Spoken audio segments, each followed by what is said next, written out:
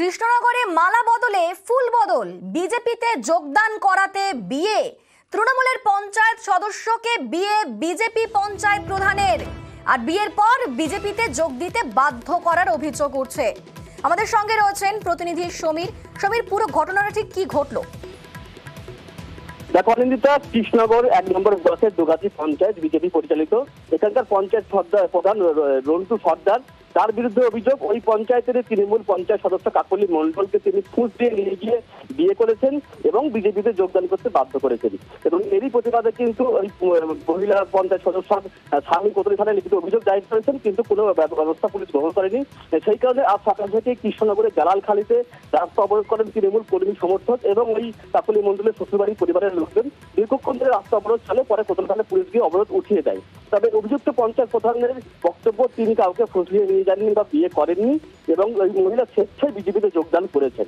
অনিন্দিতা, অর্থাৎ বিজেপিতে যোগ দিতে বাধ্য করার অভিযোগ এবং বিজেপির পঞ্চায়েত প্রধানকে গ্রেফতারির দাবি।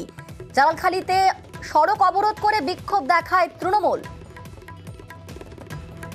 আমার অভিযোগ হচ্ছে যে আমার স্ত্রীকে রন্টু সর্দার নানান রকম প্রলোভন দেখিয়ে যে চাকরি দেবে, জায়গা কিনে দেবে, ফ্ল্যাট বাড়ি করে দেবে, এইসব প্রলোভন দেখিয়ে ভালোবাসার অভিনয় করে আমার স্ত্রীকে বাড়িতে কিছু সোনা দানা ছিল সেইগুলো নিয়ে আমার স্ত্রীকে নিয়ে রন্টু সর্দার পালিয়ে গেছে। আমি থানায় কমপ্লেন করেছে, এখনও রন্টু সর্দার গ্রেপ্তার হলো না।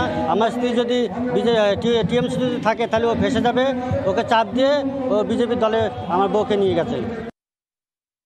তৃণমূলের একজন নির্বাচিত সদস্যা, যার নাম কাকুলি মণ্ডল, তার সঙ্গে অবৈধ সম্পর্ক তৈরি করে তাকে ওই রন্টু সর্দার তাকে বিয়ে করেছে এবং বিজেপির জেলার যে পার্টি অফিস সেখানে নিয়ে গিয়ে অত্যন্ত অবাক হলাম, তাকে বিজেপিতে জয়েন করিয়েছে। সবটাই হয়েছে বিজেপির চক্রান্তে। প্রধানের চেয়ারে বসে এই রকম যে একটা অনৈতিক কাজ একজন প্রধান রন্টু সর্দার করতে পারে, তৃণমূল কংগ্রেসের পক্ষ থেকে আমরা এটা ভাবতে পারছি না, আমরা লজ্জিত।